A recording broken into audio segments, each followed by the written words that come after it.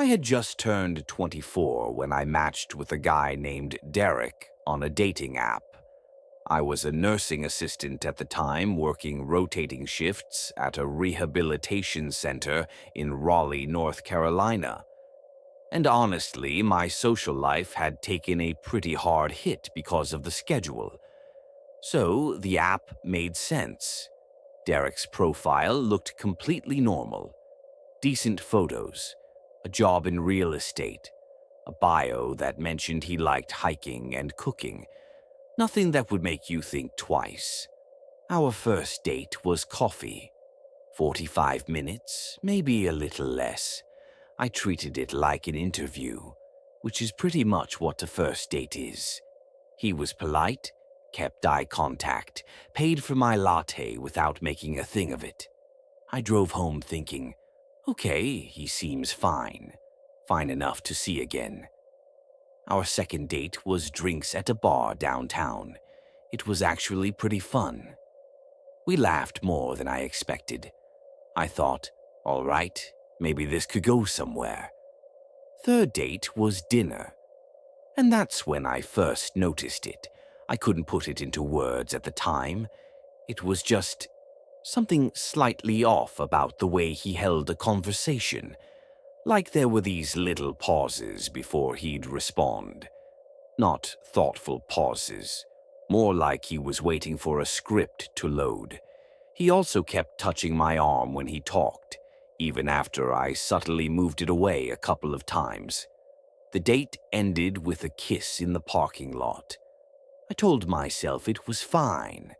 It wasn't until our fourth date that I started genuinely paying attention. We went back to a bar, different one this time, and Derek started drinking. A lot. The whole vibe shifted. He got louder, more aggressive with his affection, kept leaning in, trying to kiss me in front of everyone. I'm not the type for that. I kept turning my head, laughing it off, redirecting, but he kept pushing. At some point, I said I was tired and needed to get home early because of a shift the next morning. That wasn't true, but it worked, or so I thought. He paid the tab, we grabbed our coats, and walked out to the parking lot. And right there, in the cold, in the middle of the lot, he stopped and flat out asked me to come home with him. I said no. He said, "Come on, I'll drive you in tomorrow." I said no again, firmer this time. He kept going. It was embarrassing. Whether it was the alcohol or just who he actually was, I don't know. I said goodbye and got in my car. I drove slow. I hadn't had that much, but I was being careful, watching my speed, checking mirrors. Maybe that's why I noticed it. 3 turns from the bar, a set of headlights had stayed with me. I made a 4th turn, a left I didn't need to make, just to test it. The car followed. At the next red light, I looked in my rear view. Dark sedan. Could have been anyone. I texted Derek, "Are you behind me right now?" He responded in under a minute. "Yeah, I just want to make sure you get home okay." I stared at that message for a long time. Then I called him. He didn't pick up. I pulled over on a side street and texted, "Derek, stop following me. I'm fine. Go home." He stopped in the middle of the road for a moment, sat there, then drove past me without pulling over. I waited until he was out of sight before I started driving again. I didn't sleep great that night. When I got to my room, I had a message from him, something like, "Sorry if I came on too strong tonight. I was just worried about you driving after drinking. Next time we should do something low-key, maybe dinner at my apartment." I didn't respond. Next morning he followed up. "Hey, everything okay?" 20 minutes later, a question mark. I finally wrote back. I kept it simple. Said I'd had a good time getting to know him, but I didn't feel like we clicked the way I needed. and I thought it was better to be upfront now than to keep going. That's when everything changed. The first message back called me selfish. The second one asked me to Venmo him for half of what he'd spent on our dates. The third one, I'm not going to repeat it. It had enough personal detail in it, things I had mentioned offhand, that it made my skin crawl. I blocked him, and for a few days, nothing happened. Then the no-caller ID calls started. Back to back to back. I let every single one go to voicemail. There were never any messages. After maybe 2 days of that, silence. I thought it was over. I came home from a double shift one afternoon and found flowers on my front porch. I live with 2 roommates, and neither of them had put them there. There was a card. It had my name on it. My first name only. Inside was a handwritten note. It was from Derek. An apology. He said he'd overreacted and that he genuinely liked me and just wanted a second chance. He thought this was sweet. That's what scared me most. Not the flowers, not the note. The fact that he thought this was the right move. He had figured out where I lived. I don't know how. I never told him. I'd always been careful. Met him places. Never let him pick me up. Never mentioned my neighborhood by name. But he found it. I sent him one final message from a different number. I told him to never come to my home again, to never contact me again, and that if he did, I would go to the police. Then I blocked that number too. I filed a report with the Raleigh PD that week, documented everything. The texts, the following, the note. They told me without proof of a break-in or explicit threat, a restraining order would be difficult, but possible. I pursued it anyway. The process took a few weeks, and in the middle of all that, I came home from a night shift at about 6 in the morning. My roommates were both asleep. The house was quiet. I kicked off my shoes, drank some water, and went to my room. I must have been out within minutes. I don't know how long I slept before something woke me up. Not a sound, exactly. More like a feeling. The kind where your brain pulls you up out of sleep before you even know why.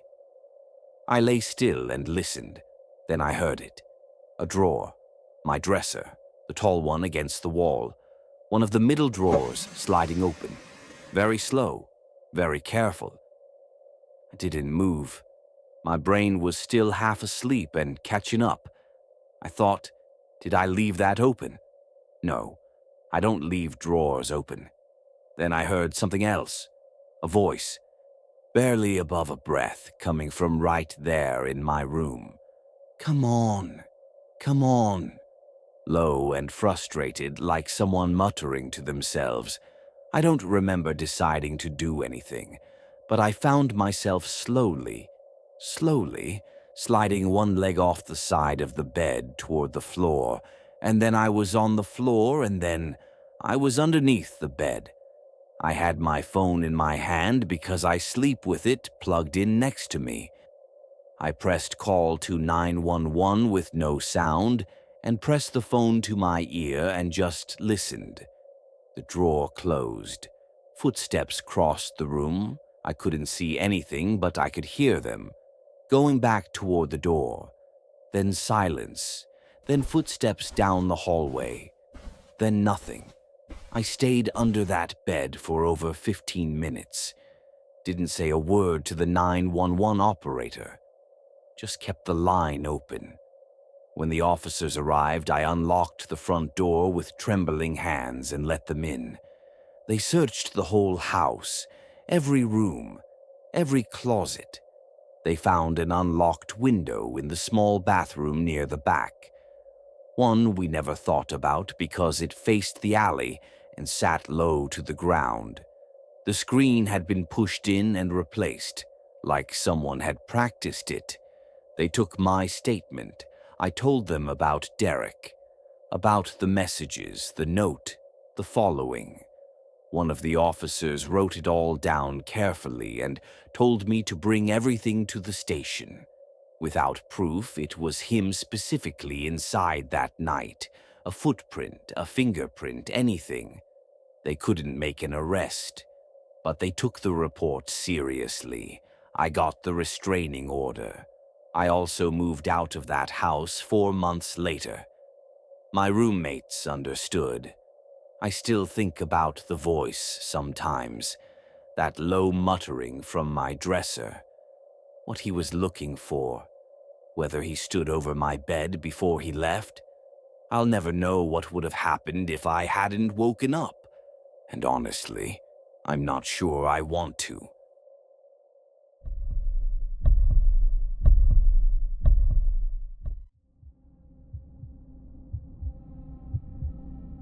I was in 7th grade when this happened. I want to be clear about something up front. I know how it sounds when you say you were scared of a classmate. People hear that and they picture 2 kids in a sandbox. What I experienced was not that. It was October when I first really noticed Marcus.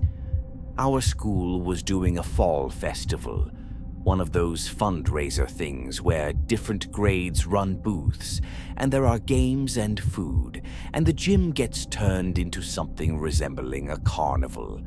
I was helping with setup after school for about a week leading up to it. So was Marcus. We were in the same homeroom, and I'd always known who he was. Quiet kid, sat near the windows, never caused any problems that I saw. During those setup afternoons, we talked a little. He seemed nice enough. Normal. I didn't think anything of it.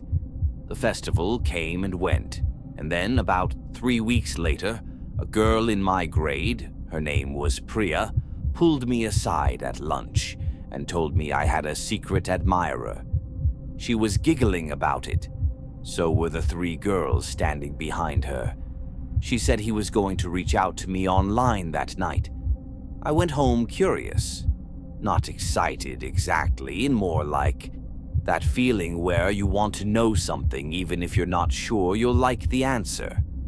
That evening, I got a message on the only social platform I was allowed to have at the time, a basic account my parents had set up so I could communicate with family. It was from Marcus. I hadn't even remembered I'd accepted a request from him back during festival week. The message was long. I mean, really long. He told me he'd been watching me since October, that I had been taking up space in his head since the festival, that he'd tried to get my attention at recess by being louder, by playing better, by putting himself near me. And I'd never noticed. And then the part that made my stomach drop. He said he was tired of being invisible to me, that he needed me to see him. And then he asked me to be his girlfriend. I sat with my phone in my hand for a long time. I was 12 years old. I barely knew this person. I typed back something careful, that I was flattered, but I didn't feel that way about him, and that I thought we should just stay friends. He didn't take it well. He kept asking why. Over and over. Different versions of why. I kept trying to answer him gently, and eventually he just stopped responding. I thought that was it. The next morning at school, his friends found me before homeroom. They were smiling, but in a way that wasn't friendly. They told me Marcus was going to kiss me, that he'd told them that he'd do it even if he had to back me into a corner. I went to my teacher before class started. She told me to stay inside at recess. I did, but it didn't stop. His friends kept delivering messages. They'd come up to me in the hall, in the cafeteria, near my locker.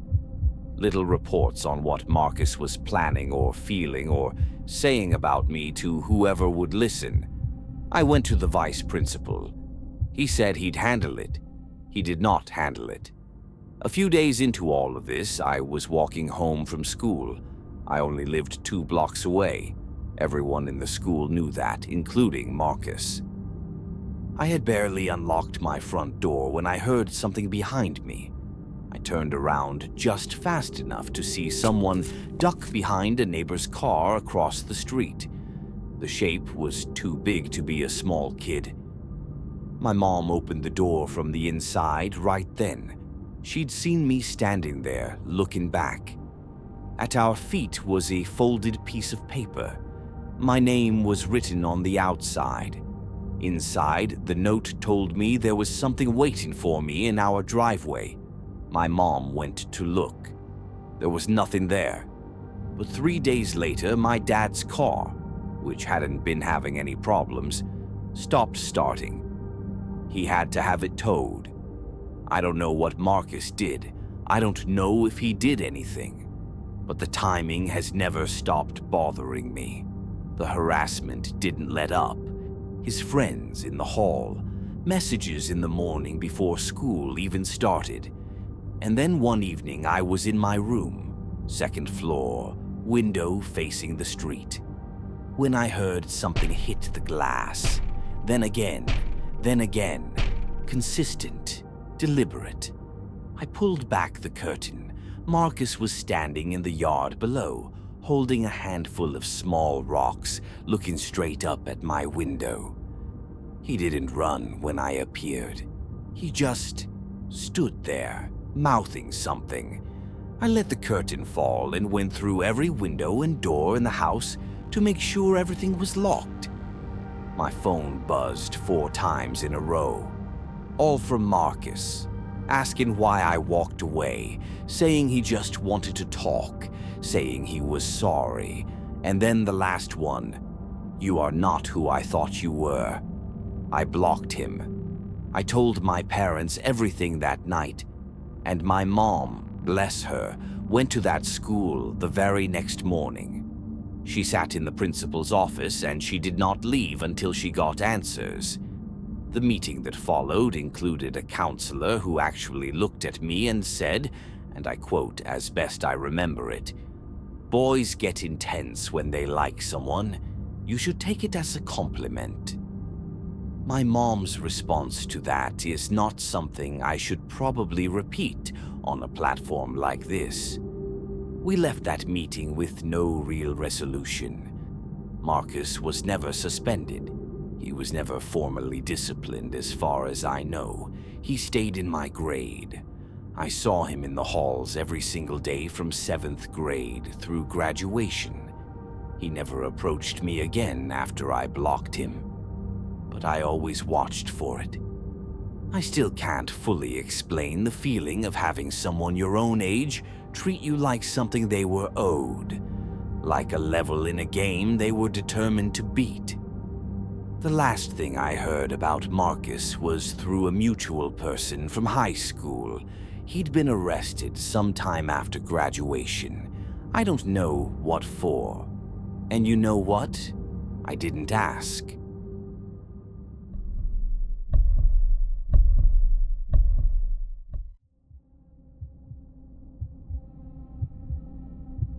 I need to say something before I start. I've told exactly 3 people this story in full. My therapist, my brother, and a friend who was with me through part of it. I'm telling it now because I think if I don't put it somewhere outside of my own head, it's going to stay there and keep doing what it's been doing. I'm 26 now. This happened when I was 23. I want to be honest about who I was at that point, because I think it matters. I grew up pretty isolated, not in a dramatic, troubled way, just quiet. The kid who ate lunch with a book instead of people. I had a handful of friends in high school, but never really ran in a big crowd. I wasn't confident, especially around women. So when I moved into my own place, a 2-story row house I'd rented in Greensboro, and I matched with a woman named Cassie on a dating app, I was more invested than I probably should have been from the start. Cassie was striking. Our first date was dinner, and I spent most of it convinced she was bored of me. But she texted me that night saying she'd had a great time, and I felt like I'd won something. Second date, third date, fourth date. We made it official, and for maybe 6 weeks it was good. She was funny, she was interesting, she was affectionate. Then the cracks started showing. She texted constantly. If I didn't respond within 20 minutes, she'd follow up. If I was out with friends and she couldn't reach me, she'd call. One evening, she demanded we share our live locations. I didn't want to, but she pushed, and I gave in. That was a mistake. The location sharing gave her a dashboard into my life she started treating like a job. She'd text me asking why I was at a certain place, who I was with, why I hadn't mentioned it. One night I was at my buddy Trevor's place with a couple of friends, just watching a game, completely unreachable because my phone was on silent. And Cassie showed up, knocked on the door. Trevor answered, and she walked right past him and found me in the living room. She was furious. She wanted me to leave with her right then. I apologized to Trevor and we went outside. We argued in the driveway for over an hour. I drove home, alone, and I sent her a long text telling her I needed space and that what she'd done wasn't okay. She called me approximately 11 times in a row. Then she showed up at my door. I live in a row house. The walls are thin and the neighbors are close. I could hear her pounding and pressing the bell over and over. I could hear her yelling, not at me exactly, just screaming frustrated things into the air outside my door. My neighbor on the left side eventually opened his door and calmly told her to go home. She left. I blocked her number. The next day, I turned off location sharing. She reached me through a different number within the hour to tell me she saw it happen. That confirmed it for me. I sent one final message. I told her I was blocking everything and asked her please not to contact me again. She didn't show up at the door again. For about a week, nothing happened. I thought it was over. Then one night, it was a Thursday, close to midnight, I was on my couch with the TV on. I'd been at Trevor's earlier and just gotten back. I was hungry, so I threw something in the microwave. While it was running, I was scrolling my phone. The microwave beeped, and in the silence right after, I heard a sound from the other side of the house. My row house layout: kitchen, dining room, short hallway, a small den in the back with its own door. That door had been shut all day. I keep it shut. I don't leave doors open in my house. After the microwave beeped, in that quiet I heard, very clearly, that door opening. A soft creak, then the mechanical click of the latch. I muted the TV. I stood up. I said, "Hello," out loud. Nothing. I walked into the dining room and looked toward the den. The door was open. I know I shut that door. I grabbed my phone and called 911. I also grabbed a kitchen knife. Something I'm aware sounds dramatic, but in that moment, felt necessary. I told the dispatcher I thought someone might have gotten into my house. She stayed on the line with me. I went outside and waited near the front. 2 officers showed up within maybe 8 minutes. We went through the entire house together. Both floors, every closet, under the beds, a small crawl space near the back utility area. Nothing. They found nothing. One officer noticed the back window in the den wasn't fully latched. He pushed it and it swung open easily. He looked at me, then looked at the alley behind the house. He told me to get it fixed and call again if anything else happened. I didn't sleep that night. I ate my food cold, sitting on the couch with the TV off, just listening to the house. I almost texted Cassie. I don't know why, some kind of residual reflex. I didn't. I took something to help me sleep and eventually went upstairs. I locked my bedroom door. I was asleep pretty fast considering. And then I woke up. No idea what time it was. Something had pulled me out of sleep the same way that Dendor had pulled me out of my thoughts earlier. My phone was lighting up on the nightstand. I grabbed it. Text messages from an unfamiliar number. I opened them. It was Cassie.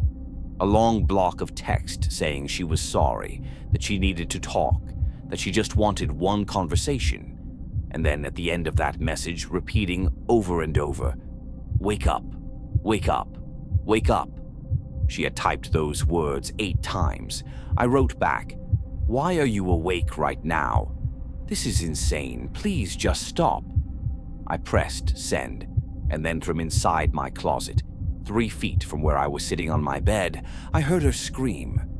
Not a scream of fear, more like a scream of someone who'd just been found.